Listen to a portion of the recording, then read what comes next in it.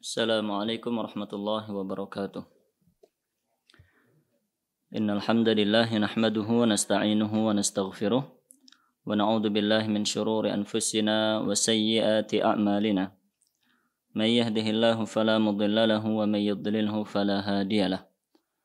Asyhadu an la ilaha illallah wahdahu la syarika lah wa asyhadu anna Muhammadan 'abduhu wa rasuluh. يا أيها الذين آمنوا اتقوا الله حق تقاته ولا تموتن إلا وأنتم مسلمون يا أيها الناس اتقوا ربكم الذي خلقكم من نفس واحدة وخلق منها زوجها وبث منهما رجالا كثيرا ونساء واتقوا الله الذي تساءلون به والأرحام إن الله كان عليكم رقيبا يا أيها الذين آمنوا اتقوا الله وقولوا قولا سديدا يصلح لكم أعمالكم ويغفر لكم ذنوبكم ومن يطع الله ورسوله فقد فاز فوزا عظيما أما بعد فإن أصدق الحديث كتاب الله وخير الهدي هدي محمد صلى الله عليه وسلم وشر الأمور محدثاتها فإن كل محدثة بدعة وكل بدعة ضلالة وكل ضلالة في النار اللهم صل وسلم وزد وبارك على نبينا محمد وعلى آله وأصحابه أجمعين. Kaum muslimin dan muslimah jamaah yang dirahmati oleh Allah Subhanahu wa taala. Alhamdulillah pada kesempatan pagi hari ini kita kembali diberi kekuatan oleh Allah untuk bersama-sama berusaha mengkaji dan mempelajari ayat-ayat Al-Quran dan hadis-hadis Rasulullah sallallahu alaihi wasallam. Kita berharap semoga usaha yang kita lakukan ini benar-benar menjadi amal soleh yang diterima oleh Allah, yang memperberat timbangan kebaikan kita ketika nanti kita menghadap kepada Allah Subhanahu wa taala. Dan kita berharap pula semoga usaha kita untuk mempelajari ayat dan hadis membuahkan ilmu yang bermanfaat yang dapat kita amalkan, dapat kita ajarkan kepada keluarga tercinta kita, sanak saudara kita dan umat Islam pada umumnya.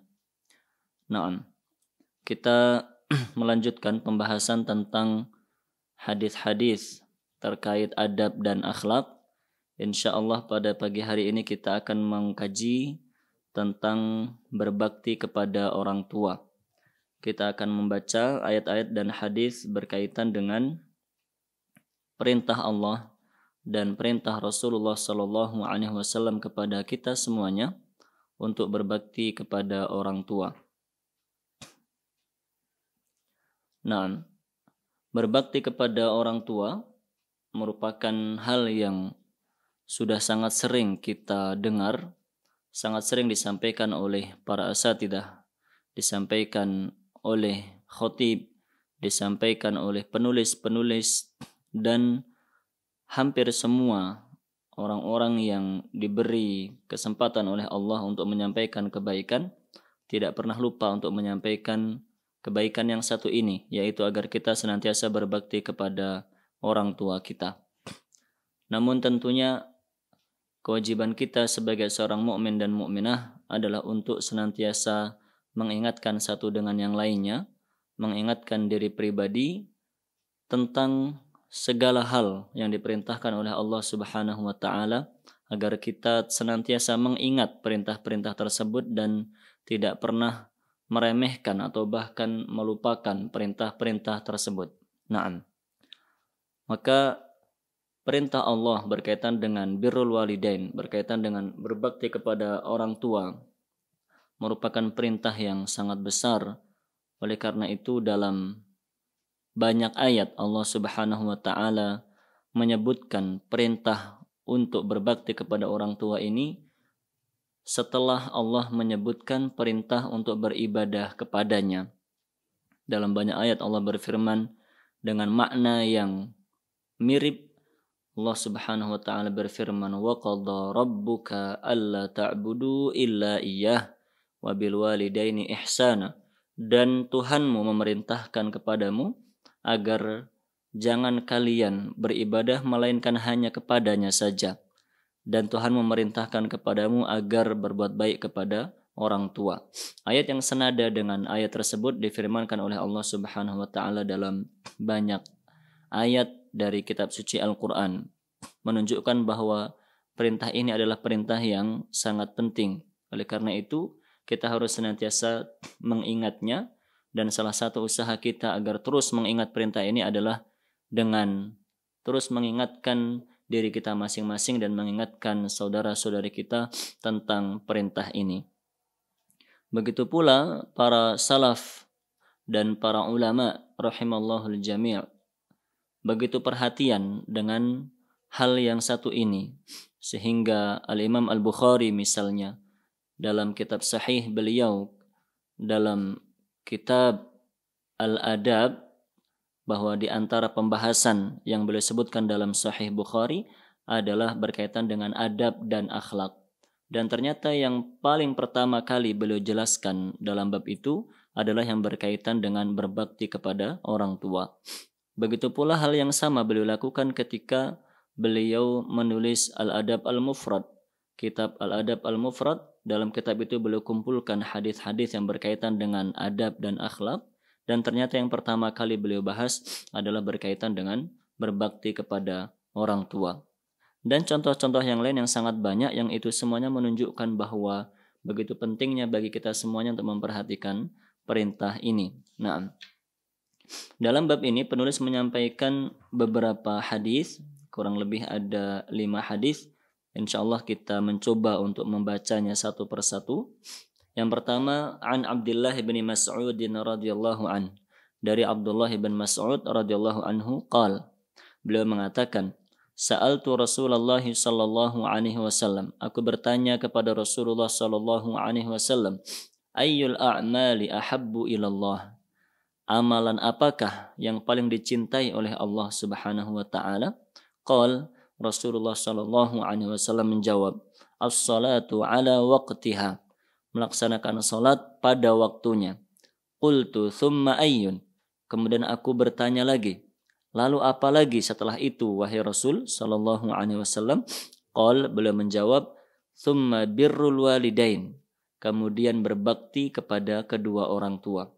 Qultu thumma ayyun, kemudian aku bertanya lagi, apakah setelah itu? Qal, beliau menjawab, al jihadu fi sabilillah, berjihad di jalan Allah. Qal, kemudian Abdullah bin Mas'ud radhiyallahu anhu mengatakan, haddatsani bihinna walau istazattuhu lazadani. Beliau sallallahu alaihi wasallam mengajarkanku 3 hal tersebut, 3 amalan yang paling dicintai oleh Allah Subhanahu wa taala, dan andai saja aku meminta tambahan, artinya terus bertanya, setelah 3 itu masih bertanya ke-4 kalinya, apalagi bertanya ke-5 kalinya, apalagi ke-6 kali, ke-7 kali, dan seterusnya, lazadani, maka niscaya beliau akan terus mengajarkan kepadaku kebaikan-kebaikan yang lain. Nah, hadis sahih diriwayatkan oleh Imam Bukhari dan Imam Muslim.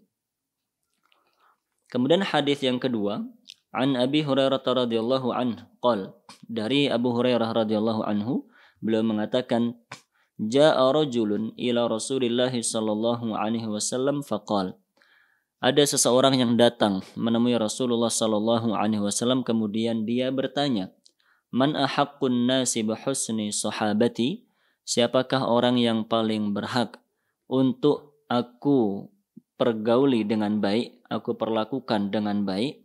Qal, beliau menjawab, ummuk, ibumu. Qala thumma man, dia bertanya lagi, kemudian siapa wahai Rasul sallallahu alaihi wasallam? Qal, Rasulullah sallallahu alaihi wasallam kembali menjawab, thumma ummuk, kemudian ibumu lagi.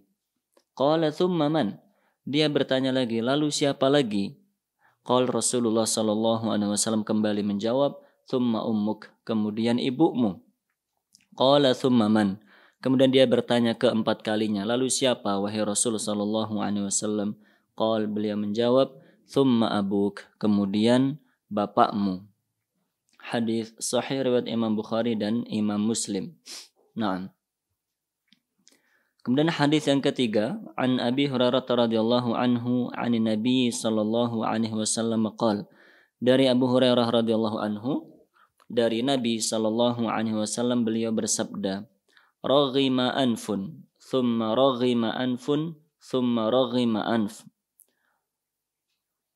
Menempel di tanah hidung seseorang, maksudnya merugi dan celaka, merugi lagi celaka, merugi lagi celaka. Qila man ya Rasulullah, siapakah dia itu wahai Rasul sallallahu alaihi wasallam?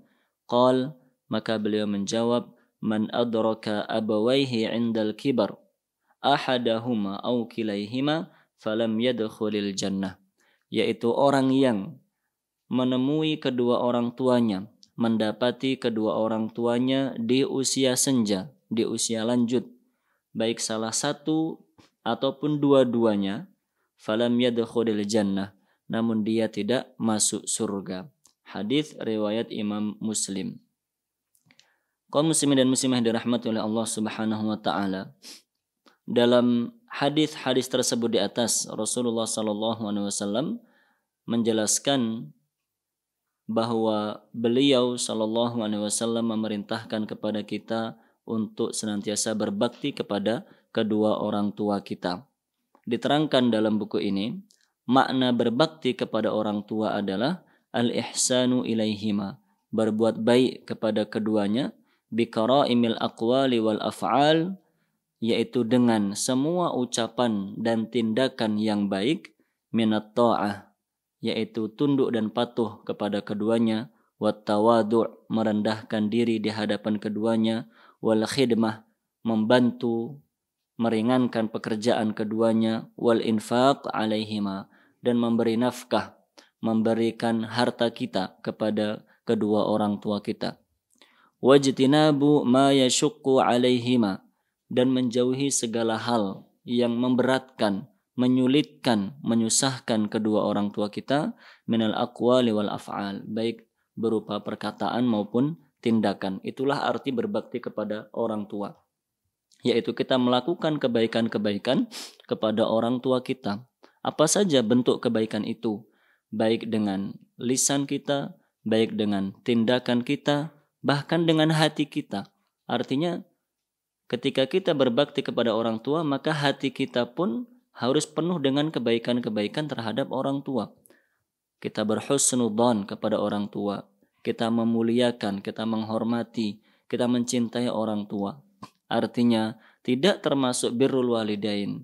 Tidak dikatakan seseorang itu berbakti kepada orang tua walaupun dia sudah menjaga perkataan, menjaga tindakan di hadapan orang tua, namun ternyata hatinya masih penuh dengan perasaan-perasaan yang tidak baik kepada orang tuanya.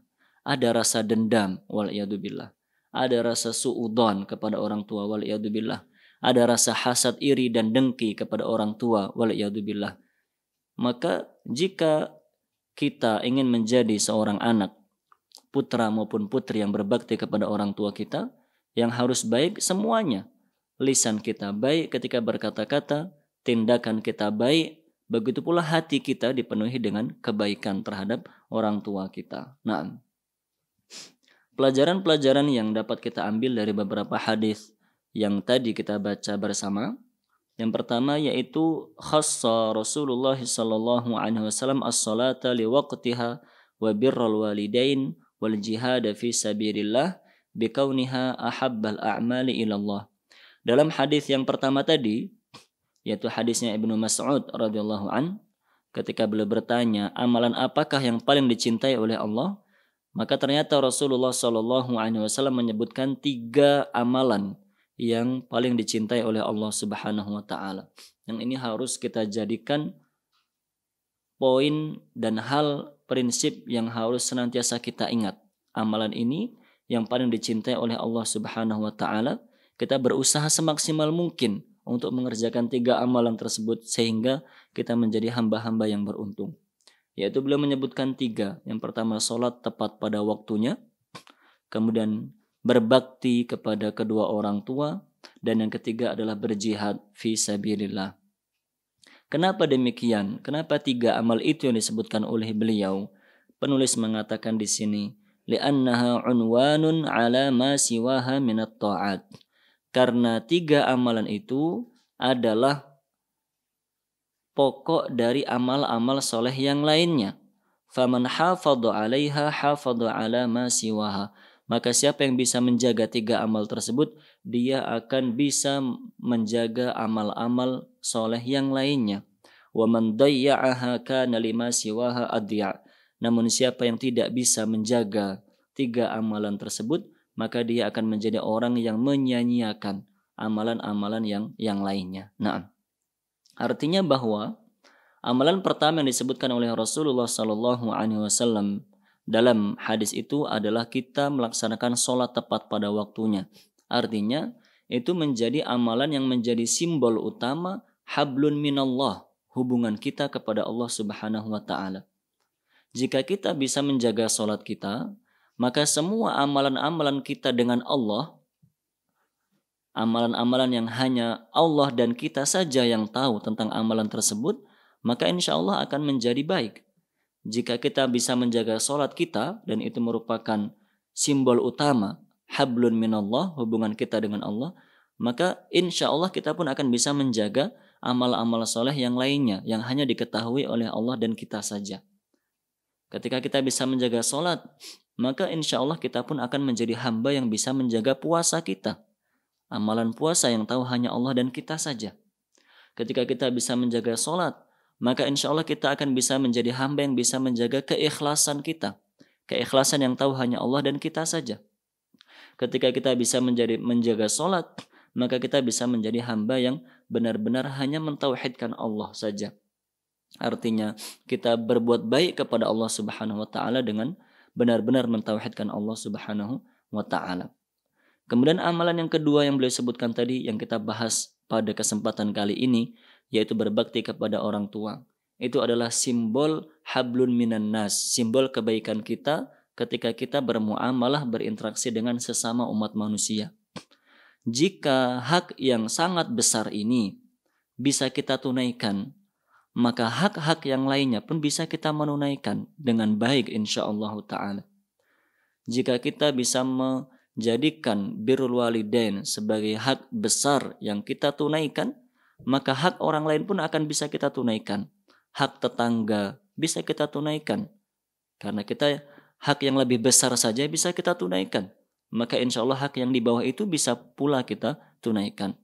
Hak murid-murid kita, hak teman-teman kita, hak saudara-saudara kita, hak kaum muslimin dan muslimah yang lain, semuanya memiliki hak atas kita.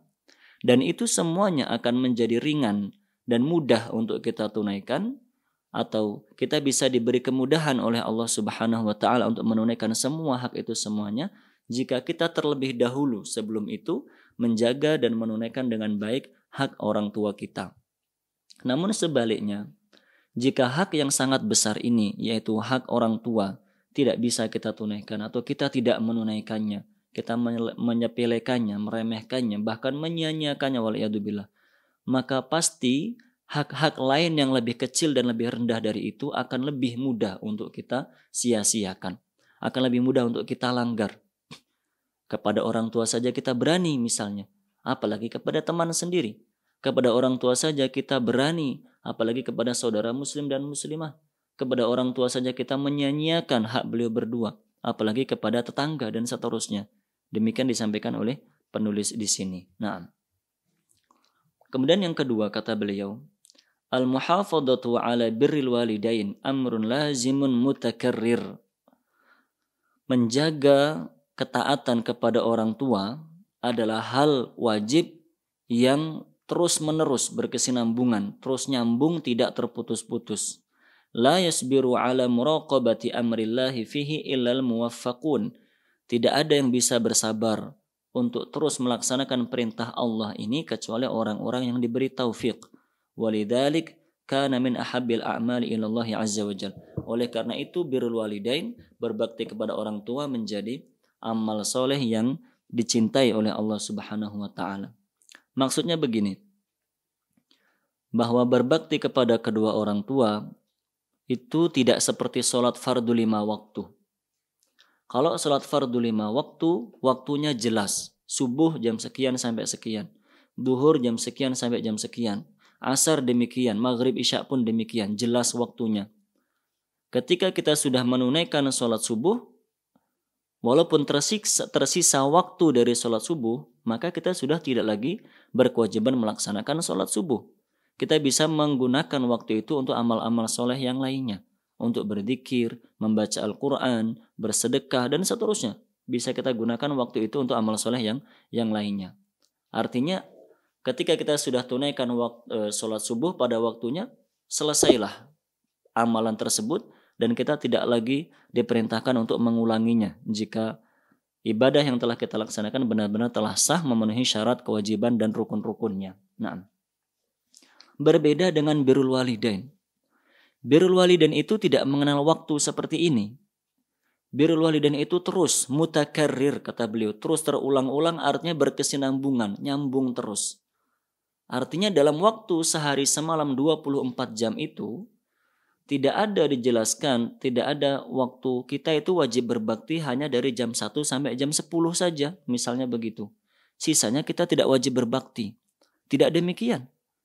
Tidak pula ada keterangan kita wajib berbakti kepada orang tua hanya di pagi hari saja. Siang dan sore kita nggak wajib berbakti kepada orang tua. Tidak demikian. Berbakti kepada orang tua itu adalah amalan, adalah perintah Allah yang harus kita laksanakan terus-menerus tanpa mengenal waktu. Setiap kesempatan, di setiap tempat, di setiap waktu, dimanapun kita berada, di kapanpun itu, sedang bersama siapakah kita tetap harus senantiasa berbakti kepada orang tua kita. Oleh karenanya, berbakti kepada orang tua itu amal soleh yang tidak ringan. Dia amal soleh yang memang butuh perjuangan. Butuh perjuangan sehingga tidak salah jika amal soleh ini dijadikan sebagai amal soleh yang menjadi amalan yang dicintai oleh Allah Subhanahu wa Ta'ala. Karena waktu melaksanakannya terus menerus. Oleh karena itu kata beliau tadi, yang bisa melaksanakan perintah Allah yang satu ini benar-benar adalah hamba yang diberi taufik oleh Allah Subhanahu wa Ta'ala. Artinya bahwa untuk kita berjuang melaksanakan perintah Allah yang satu ini, kita sangat membutuhkan pertolongan Allah. Kita sangat membutuhkan taufik dari Allah. Kita sangat membutuhkan kemudahan yang diturunkan oleh Allah Subhanahu wa Ta'ala kepada kita. Oleh karenanya kita harus berdoa. Berdoa bagaimana agar kita dimudahkan oleh Allah untuk berbakti kepada kedua orang tua kita. Doa bagaimana agar kita diberi kekuatan oleh Allah untuk senantiasa berbakti kepada kedua orang tua kita. Doa agar bagaimana kita itu merasa senang, merasa nyaman, merasa ketagihan untuk terus berbakti kepada orang tua kita. Karena waktunya tidak terbatas seperti beliau sampaikan tadi. Nah, maka itu doa yang sangat penting. Jadi ketika berdoa kita bukan hanya berdoa minta rezeki lancar, badan sehat, anak sukses, dan seterusnya. Namun ada doa yang cukup penting di situ, yaitu doa agar kita diberi kemudahan oleh Allah untuk melaksanakan ketaatan kepadanya dengan cara berbakti kepada orang tua kita. Bisa dengan doa yang diajarkan oleh Rasulullah SAW. Allahumma a'inni ala dzikrik wa syukrik wa husni ibadatik. Ya Allah, tolonglah aku, bantulah aku untuk bersyukur kepadamu, untuk bersyukur, untuk bisa beribadah yang baik kepadamu. Ya Allah, bantulah aku untuk senantiasa mengingatmu. Bantulah aku untuk senantiasa bersyukur kepadamu. Bantulah aku untuk senantiasa bisa beribadah dengan baik kepadamu. Salah satu bentuk ibadah kita kepada Allah adalah kita berbakti kepada orang tua kita. Nah, maka ibadah yang satu ini betul-betul ibadah yang butuh perjuangan.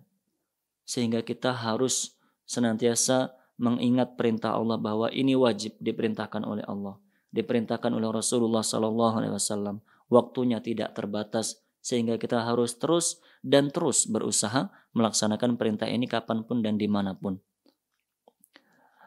Sehingga kita tidak menjadi anak-anak yang durhaka ketika kita merasa jauh dari orang tua.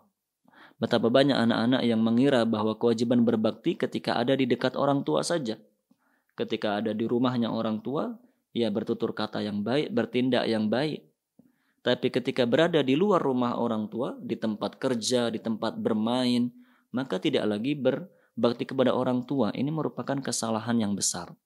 Di tempat kerja misalnya, di tempat kerja, ketika kita sedang ngobrol dengan teman kerja kita, ternyata orang tua tiba-tiba menelpon. Orang tua tiba-tiba menelpon. Maka sebisa mungkin untuk kita angkat telepon orang tua itu, diangkat.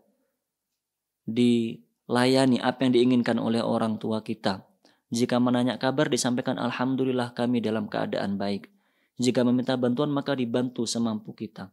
Dan jika memang tidak memungkinkan karena kita sedang berada di situasi di mana kita dalam situasi serius di tempat kerja kita, maka tetap sebisa mungkin kita angkat kemudian kita sampaikan dengan baik.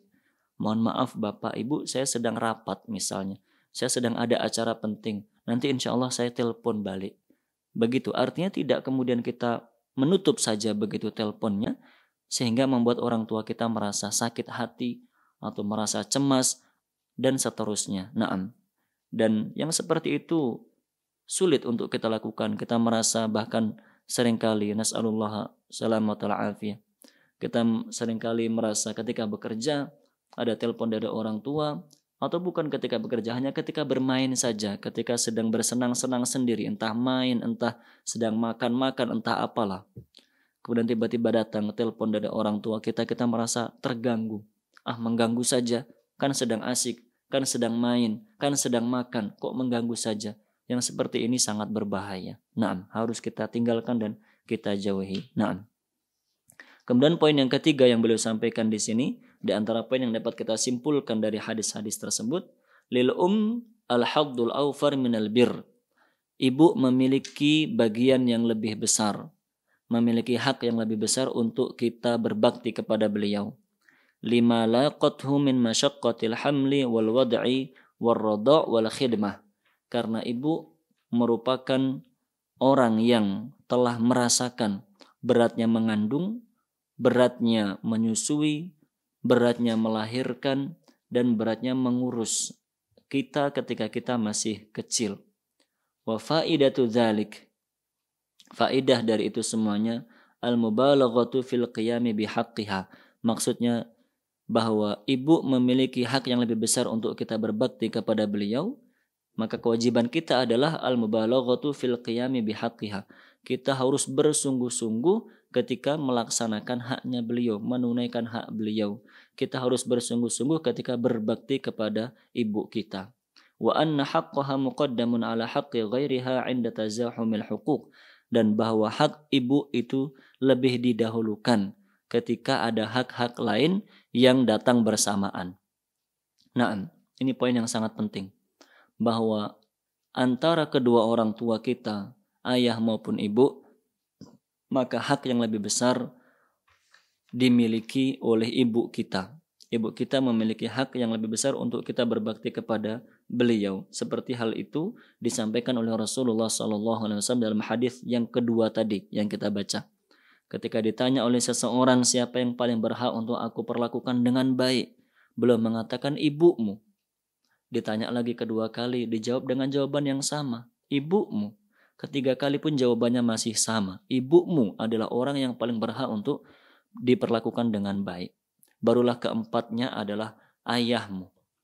Maka dari situ kita simpulkan bahwa haknya ibu itu 3 kali lipat lebih besar daripada haknya ayah. Sehingga kita harus lebih berbakti kepada ibu, lebih mencintai ibu, lebih menghormati ibu daripada ayah kita. Ini bukan berarti kita merendahkan ayah, bukan. Dua-duanya adalah orang tua kita yang harus kita berbakti kepada kedua orang tua kita. Namun kita sedang berbicara jika dibandingkan manakah yang lebih besar haknya, maka berdasarkan sabda Rasulullah SAW tersebut di atas, lebih besar hak ibu dibandingkan dengan haknya ayah.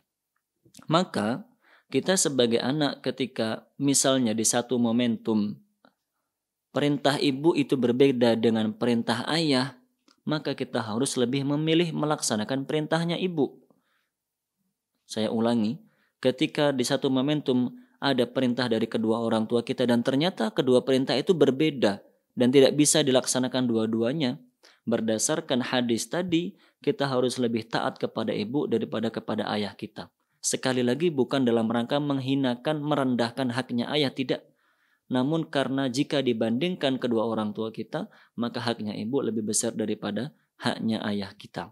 Nah, dan ini menjadi hal penting pula untuk diingat oleh semua suami yang sudah dikaruniai anak oleh Allah Subhanahu wa taala, bahwa kewajiban seorang suami, kewajiban seorang ayah mengajarkan kebaikan kepada anaknya.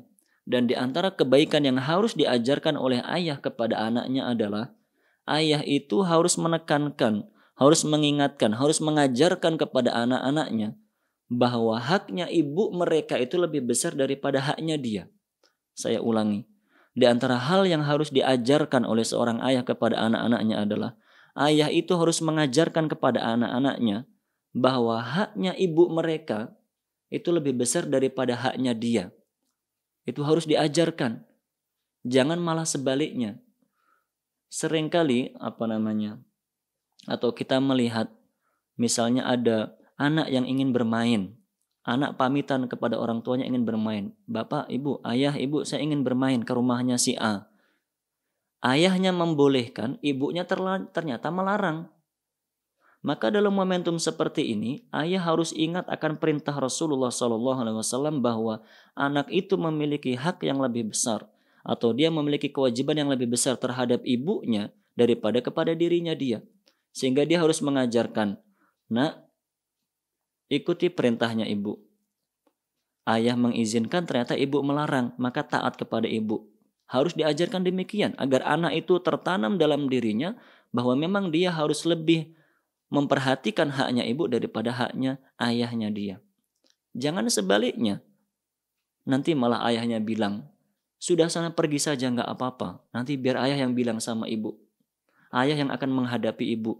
Itu malah mengajarkan kepada anak kita untuk berdurhaka kepada orang tuanya, durhaka kepada ibunya, juga durhaka kepada kita sendiri sebagai ayahnya. Karena kita mengajarkan ternyata perintah orang tua itu bisa dibantah selama ada yang mendukung, kan begitu. Waliyadzubillah. Maka itu hal yang harus diperhatikan oleh semua suami atau semua ayah yang memiliki anak-anak. Maka di antara kebaikan yang harus diajarkan oleh seorang ayah kepada anaknya adalah bahwa haknya ibu itu lebih besar. Yang mengajarkan seperti ini bukan hanya ustadz, yang mengajarkan bukan cuma mubaligh, bukan hanya khotib, tidak. Kebaikan-kebaikan seperti ini, kewajiban-kewajiban seperti ini yang paling utama dan paling berkewajiban mengajarkannya adalah orang tua. Maka ayah harus mengajarkan yang seperti ini. Ketika perintahnya ayah berbeda dengan perintahnya ibu, tanamkan pada diri anak-anak, ikuti perintahnya ibu. Nah, tentunya selama itu semuanya adalah perintah yang tidak melanggar larangan-larangan Allah Subhanahu wa taala. Namun yang saya tekankan adalah poin yang tadi, bahwa jangan sampai seorang ayah itu justru mengajarkan kepada anaknya untuk berani kepada ibunya. Sudah, nggak apa-apa, kerjakan saja. Nanti bapak yang bilang sama ibu. Nanti bapak yang menghadapi ibu. Ini sangat berbahaya. Yang harus diajarkan adalah sebaliknya. Ketika berselisih, turuti perintah ibu. Naam. Jangan selalu mengedepankan ego. Oh, saya kepala rumah tangga. Oh, saya laki-laki, dan seterusnya. Tidak demikian. Prinsip bahwa saya adalah kepala rumah tangga, saya adalah laki-laki, itu ada tempat dan waktunya tersendiri.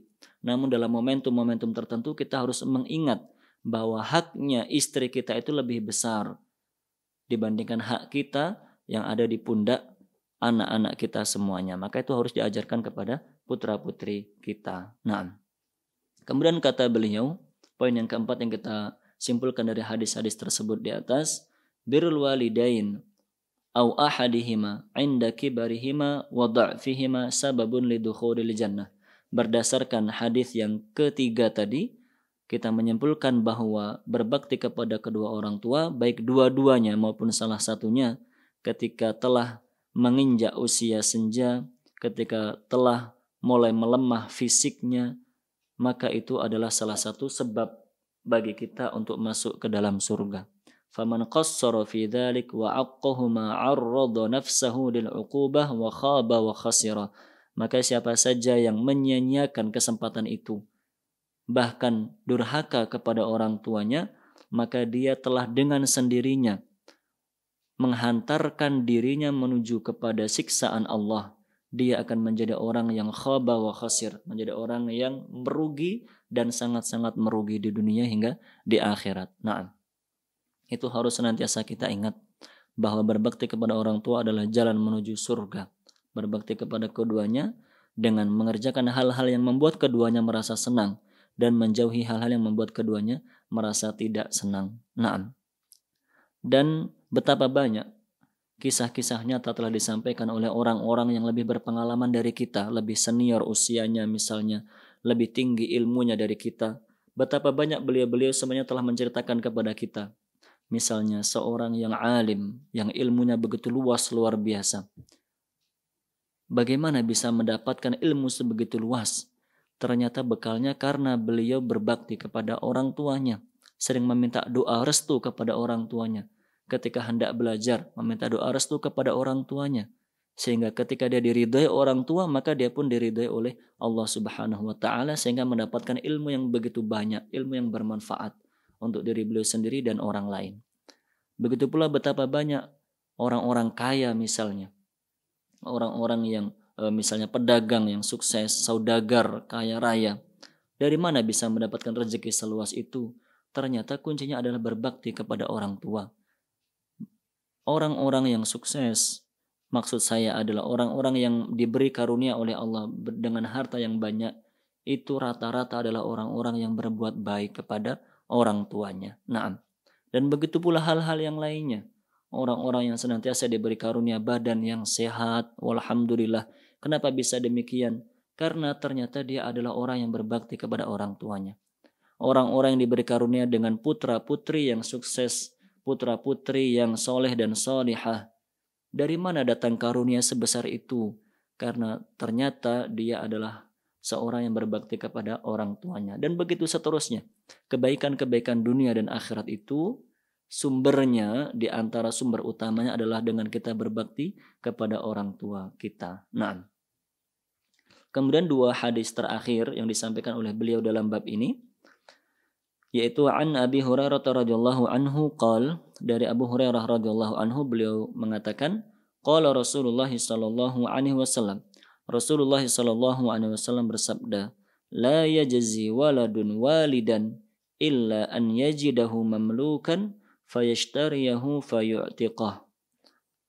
Tidaklah seorang anak bisa membalas jasa ayahnya kecuali jika dia mendapati ayahnya dalam keadaan menjadi seorang budak, lalu anak itu membeli ayahnya, fayu'tiqahu, kemudian dia membebaskan ayahnya dari perbudakan tersebut.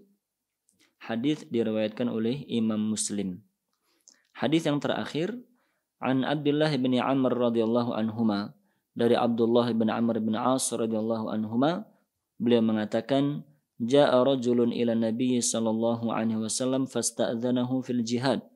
Seseorang datang kepada Rasulullah sallallahu alaihi wasallam, kemudian dia meminta izin kepada beliau untuk ikut serta dalam jihad.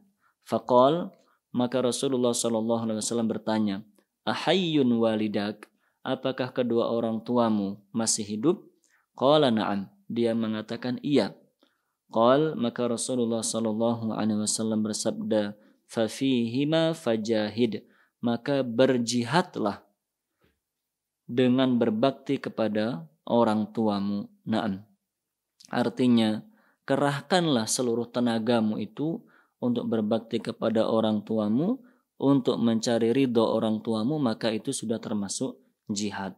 Hadis diriwayatkan oleh Imam Bukhari dan Imam Muslim.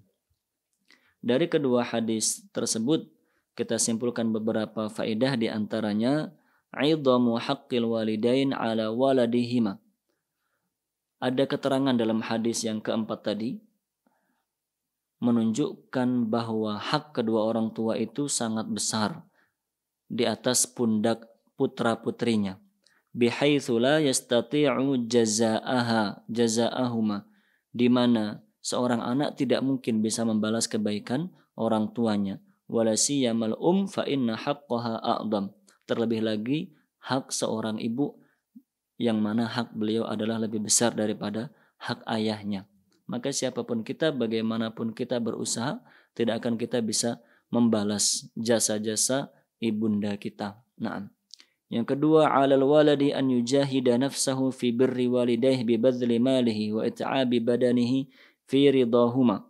Bagi seorang anak atau wajib atas seorang anak untuk bersungguh-sungguh dalam berbakti kepada orang tuanya, bi badli malih, baik dengan hartanya, memberikan hartanya kepada orang tuanya, menafkahkan hartanya kepada orang tuanya, wa it'abi badanihi fi ridahuma, dan dengan fisiknya dia rela berlelah-lelah, bercapek, banting tulang, peras keringat demi mendapatkan keridhaan kedua orang tuanya. Naam.